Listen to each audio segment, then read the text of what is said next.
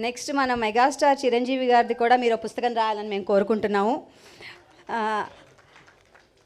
మరి ఇప్పుడు మనందరం వెయిట్ చేస్తున్న శుభతరుణం వచ్చింది. పుస్తక ఆవిష్కరణ చేయడానికి ఇవాల్టి మన ముఖ్య అతిథి చిరంజీవి గారిని అలాగే శ్రీమతి సురేఖ గారిని కోరుకుంటున్నాం.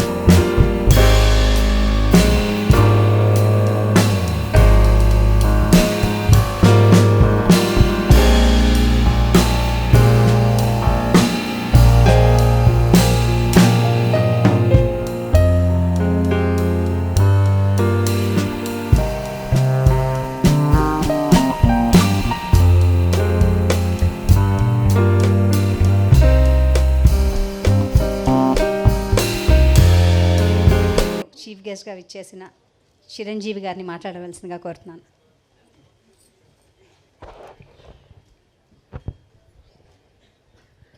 ఇంతమంది వక్తలు అత్యద్భుతంగా మాట్లాడిన తర్వాత నేను ఏమని మాట్లాడను, ఎక్కడి నుంచి మొదలుపెట్టాను, ఆ మహాతల్లి మహానటి గురించి నాకు తెలిసింది చాలా తక్కువ. దాన్ని ఎట్లా నేను ఆవిష్కరించను అనే ఇందాక నుంచి మీమాంసలో ఉన్నాను. నిజంగా కూడా చాలా కష్టం. కానీ ఆవిడ గురించి మాటలు మాట్లాడే కంటే చేతల్లో ఇలా చూపించుకునే అదృష్టం నాకు లభించినందుకు దీనికి కారణమైనటువంటి ప్రతి ఒక్కరికి శిరస్సు వచ్చే హృదయపూర్వక నమస్కరిస్తున్నాను. బట్ ఆవిడతోటి నాకు అనుబంధం ఉంది అని చెప్పుకోవటం అన్నది నాకు చాలా సంతోషంగా గర్వంగా అనిపిస్తుంది. నేను పునాదిరాళ్ళు అనే సినిమా మొట్టమొదటగా చేస్తానని వాళ్ళకి చెప్పడం అన్నది అది కాకతాళీయం. ఎందుకంటే అప్పటికి నా ఫిల్మ్ ఇన్స్టిట్యూట్ కోర్స్ పూర్తి కాలేదు, చెయ్యకూడదు, అయినా సరే తప్పనిసరి పరిస్థితుల్లో వస్తాను అన్నాను. అది 1978 ఫిబ్రవరి మంత్, మార్చి రాబోతుందో. అక్కడ ఎవరు ఉంటారంటే అప్పట్లో ఆర్టిస్టులు ఎవరో కూడా నాకు తెలియదు. 4 కుర్రవాళ్ళు, నరసింహరాజు హీరోగా ఉంటాడు, నువ్వు అందులో 5 ఒకడివి.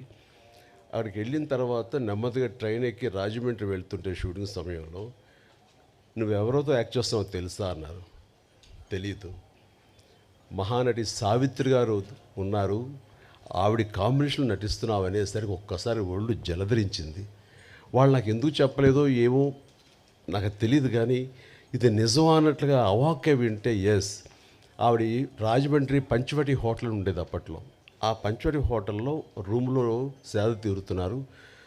రండి పరిచయం చేస్తామని నన్ను తీసుకువెళ్ళారు.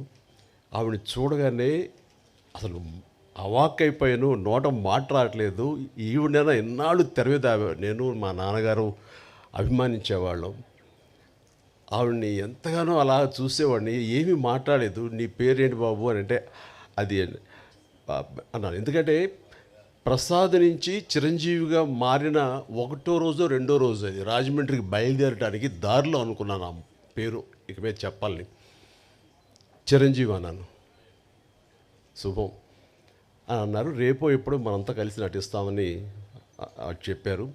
అయిన తర్వాత అక్కడ రాజమండ్రి షూటింగుల్లో వర్షం వచ్చింది.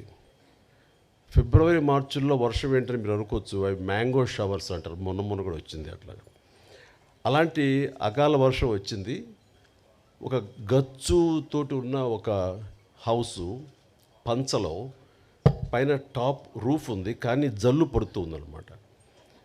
అందులో నటించినటువంటి యాక్టర్లు అందరూ రోజారమణి, కవిత, సావిత్రమ్మ గారు, గోకెన్ రామారావు, కొంతమంది ఆర్టిస్టులు వీళ్ళందరూ ఉన్నారు, నరసింహరాజు వీళ్ళందరూ ఉండిన తర్వాత చాలాసేపు వర్షం అలా వస్తూనే ఉంది. ఎవరికి తోయట్లేదు. మీకు తెలుసా ఈ అబ్బాయి చిరంజీవి అనే అబ్బాయి డ్యాన్స్ చాలా బాగా వేస్తాడు, సరదాగా చిరంజీవి డ్యాన్స్ ఏమయ్యా అన్నాడు.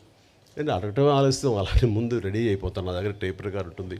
అప్పట్లో బోనియమ్మనో లేకపోతే ఇలాంటి కొన్ని అబ్బా ఇలాంటి కొన్ని ఇవి ఉన్నాయి ఇంగ్లీష్ నెంబర్స్. అది వేసుకుని డ్యాన్స్ చేస్తాను. నాకేంటంటే సావిత్రి గారు చూస్తున్నారు, ఇంకా పెద్ద ఉత్సాహం నాకు. అలా చేస్తుండగా ఆ జల్లుకి నా కాలు జారి గబుక్కుని కింద స్లిప్ పడిపోయాను. పడినవాడిని ఆగకుండా అక్కడ నాగుపాము డ్యాన్స్ లాగా చేస్తూ ఏదో అలా చేసేసరికి వాళ్ళందరూ క్లాప్స్ కొట్టారు. ఆవిడ కూడా చాలా సంతోషించి నాకు చాలా బాగా నచ్చావయ్యా అంటూ దగ్గర తీసుకుని ఆవిడ నా భవిష్యత్తులో మంచి యాక్టర్ అవుతావు అని అన్న మాట అంతా ఇంత కాదు. అంతటి మహానటి నోటు వెమ్మట చాలా మంచి యాక్టర్ అవుతావు, ఎందుకంటే నీలో స్పోర్టినెస్ చూశాను, ఆ తర్వాత కింద పడ్డ తిరిగి డ్యాన్స్ వేయటం అనేది ఆ నేచరు చూశాను, ఇవన్నీ చూస్తుంటే కనుక నీకు మంచి భవిష్యత్తు ఉంటుంది అని ఆ మహాతల్లి చేత అనిపించుకోవడం అనేది నాకు అంతా ఇంత కాదు 1000 ఏనుగుల బలంగా అనిపించింది. ఆ తర్వాత మళ్ళీ ఆవిడతోటి మరొక సినిమా చేసే అవకాశం కలిగింది. అది చాలా రోజుల తర్వాత, అంటే 80లో అనుకుంటా, అది 1980లో. అది ప్రేమ తరంగాలు అని చెప్పేసి, అందులో నేను, కృష్ణరాజు గారు, సుజాత గారు, జయసుధ గారు మేమంతా ఉన్నాము. ఆవిడ నా తల్లి పాత్ర. ఆ తల్లితోటి మళ్ళీ ఆవిడ బిడ్డగా యాక్ట్ చేసి నటించే అవకాశం నాకు కలిగింది. ఇట్లాగా ఆ తర్వాత మళ్ళీ నేను ఆవిడని చూసే అవకాశం కానీ ఆవిడతోటి నటించే అవకాశం కలగలేదు. ఆ తర్వాత మరి కాలం చెందారు. కానీ ఆవిడ సినిమాలు ఎప్పుడు చూస్తుంటాను, పాత పాటలు ఎప్పుడు ఇంట్లో పెట్టుకుంటుంటాను. ఏదైనా పాత పాట చూడాలంటే కనుక నాకు సావిత్రమ్మ గారు యాక్ట్ చేసినవి, ఆవిడ పాడినవి, ఆ పాటలే చూస్తుంటాను. ఎంత సునిశ్చితమైనటువంటి ఎక్స్ప్రెషన్స్, ఎంత హావభావాలు, కేవలం కళ్ళతో మాత్రమే ఆవిడ చూపించేటువంటి గొప్ప నటి. ఇందాక మన గత వక్తలు అన్నట్లుగా ప్రపంచంలో మరి ఏ నటి లేరండి. ఆవిడే కళ్ళతోటి యాక్ట్ చేసేవాళ్ళు, కళ్ళతోనే ఆకట్టిన వాళ్ళు, కళ్ళతోటి హావభావాలు పలికించేటువంటి గొప్ప నటీమణి. మా నాన్నగారికి చాలా ఇష్టమైన నటీమణి సావిత్రి గారు. సో బహుశా నాకు నాన్నగారి నుంచే వచ్చిందేమో. నాన్నగారు ఆవిడ పాటలు అవి ఏదో కనిపిస్తున్నా, ఎప్పుడైనా చూపిస్తున్నా, మేము సినిమాలకు వెళ్ళినా సరే దాని ఇంటికి వచ్చిన తర్వాత విడమరి చెప్పేవాళ్ళు నాన్నగారికి నటన పట్ల మక్కువ కొద్దీ. సావిత్రి గారు ఎలా చేసేవాళ్ళు, అక్కడ చూడి అంత ఇదిగా ఉండేదో, ఆ కళ్ళ నుంచి బయటికి నీరు రాదు, కానీ ఆ కళలో ఆ కరుణరసం ఎంత బాగుందో చూడండి నాన్నగారు చెప్తుంటే. ఆ రకంగా నాన్నగారి నుంచి నాకు ఆవిడ మీద అభిమానం కానీ, వారి నటనను అలా చూడటం కానీ, దాన్ని ఆకలింపు చేసుకోవటం కానీ, ఆ రకంగా ఆవిడ మీద అభిమానం పెరగడానికి బహుశా అదే కారణం. అందుకని నేను అంతమించి ఆ మహానటిని ఎనలైజ్ చేసి ఆ మహానటి గురించి నేను చెప్పేంత అర్హత నాకు నిజంగా లేదు నాకు. బట్ ఆవిడ అనుక్షణం ఆవిడని ఎప్పుడు మనసులో ఆరాధిస్తుంటాను. నాకు ఒక మంచి ఫోటోగ్రాఫ్ మన కిషోర్ ఇచ్చాడు, సంజయ్ కిషోర్. అది ఎప్పుడు నా బెడ్రూమ్లో నేను పెట్టుకుంటూ ఉంటాను. అంతగా ఇష్టపడతాను. ఒకసారి అదే ఇంత చెప్తున్నారు చాముండేశ్వరి గారు. ఇంటికి వచ్చినప్పుడు నేను ఆవిడని ఎప్పుడు ఎంతగా ఆరాధిస్తానో, మీరు సడన్గా వచ్చారు నాకు నిజంగా తెలియదు, కానీ మీరు నమ్ముతారు నమ్మరు అంటూ ఆ బెడ్రూమ్లోకి వెళ్ళి ఆ ఫోటోగ్రాఫ్స్ ఆవిడ చూపించినప్పుడు ఆవిడ ఎంత స్పందించారు, ఎంత ఇదయ్యారంటే అంత ఇంత కాదు. బహుశా అంతగా ప్రేమించే ఒక యాక్టర్ చిరంజీవి లాంటి మనిషి చేత ఇది చేయించాలని ఆవిడకి ఎందుకు అనుకుంటున్నారో ఏమిటో నాకు నిజంగా తెలియదు. కానీ మన బ్రహ్మానందం గారు వాళ్ళు అన్నట్లుగా ఆ మహాతల్లి పైనుంచి నా గురించి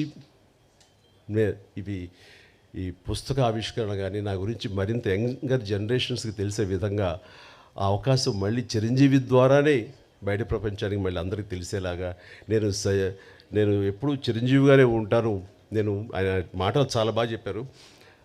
నేను చనిపోలేదు, నేను బ్రతికే ఉన్నాను అన్నది చెప్పుకునే ఇది నా ద్వారా లభించినందుకు, నేను దానికి ఒక వారధిగా ఉన్నందుకు నేను చాలా నా జన్మ సార్థకమైందని భావిస్తున్నాను. అలాంటి అవకాశం నాకు ఇచ్చినటువంటి విజయ చాముండేశ్వరి గారికి, గోవిందరావు గారికి నా హృదయపూర్వక ధన్యవాదాలు తెలియజేస్తున్నాను. వారి ఇంటికి వచ్చినప్పుడు చాలా చిన్నగా చేసేద్దామండి, ఎందుకంటే అమ్మకి ప్రకృతి చాలా ఇష్టం. మీ ఇంట్లో ఎటు చూసి సరే పూల మొక్కలతో చాలా అందంగా ఉంది, ఇలాంటి చోట చేస్తే బాగుంటుంది, మీలాంటి మనసున్న మనుషులు చేస్తే సరిపోతుంది అనుకున్నప్పుడు అంతటి గొప్ప నటీమణిని, అంతటి వ్యక్తిని ఒక చిన్న చోట చిన్నగా చేయటానికి నాకు అసలు మనస్కరించలేదు. అందరికీ కొంచెం టైం తీసుకున్నా సరే ఇంతమందికి ఆవిడ గురించి చెప్పేలాగా అలాంటి ఆయా వక్తలు నేను ఇన్వైట్ చేసి వారి ద్వారా ఆవిడ గొప్ప ఔన్నత్యాన్ని తెలిసేలాగా నా వంతు ప్రయత్నం చేశాను. అందుకని ఇందులో నేను ఆవిడ గురించి ఏమని చెప్పగలను నేను చెప్పలేను. బట్ ఆవిడ గురించి ప్రేమ నాకు ఒక తల్లి లాంటి ఆవిడ మీద నా ప్రేమ మనసులోనే పదిలంగా దాచుకుంటూ ఆ మహాతల్లి నాకు తన కూతురైన చాముండేశ్వరి, నా సోదరైన చాముండేశ్వరి ద్వారా నాకు ఈ అవకాశం ఇచ్చిందని భావిస్తూ ఇది నా జీవితానికి దక్కినటువంటి గొప్ప అమూల్యమైన అవకాశంగా నేను భావిస్తున్నాను. అందుకనే ఒక్కోసారి మాటలు కొరవడిపోతాయి. ఈసారి నిజంగానే నేను మాట్లాడేటప్పుడు మాటలు వెతుక్కుంటున్నాను. దాని కాళ్ళ లోపల తన్నుకొస్తున్నటువంటి ఉద్వేగం, అలాంటి భావోద్వేగాల మధ్య ఉన్న నాకు ఆ మహాతల్లికి మీ అందరి సమక్షంలో నేను మనస్ఫూర్తిగా నా నివాళులు అర్పించుకుంటూ ఆ మహాతల్లికి ఇంతకంటే ఇంకేమి చేయగలం అంటూ నేను తెలియజేస్తూ, ఇంత ఓపికగా మీరందరూ ఉన్నారు, ఇంత చక్కగా మీరందరూ వీక్షించారు, అందరికీ నా హృదయపూర్వక ధన్యవాదాలు తెలియజేస్తూ నాకు ఈ అవకాశం ఇచ్చినందుకు ప్రతి ఒక్కరికి నా హృదయపూర్వక ధన్యవాదాలు. అలాగే పేరు పేరున ఇక్కడ ఇచ్చేసినటువంటి వీళ్ళందరూ కూడా ఒక ఫోన్ కాల్ చేసి రండి అనగానే పెద్ద ఎత్తున వచ్చారు, ఎక్కువ సమయం వెచ్చించారు, చాలా అద్భుతంగా మాట్లాడారు. వీరందరికీ నా హృదయపూర్వక ధన్యవాదాలు తెలియజేసుకుంటున్నాను. Good night.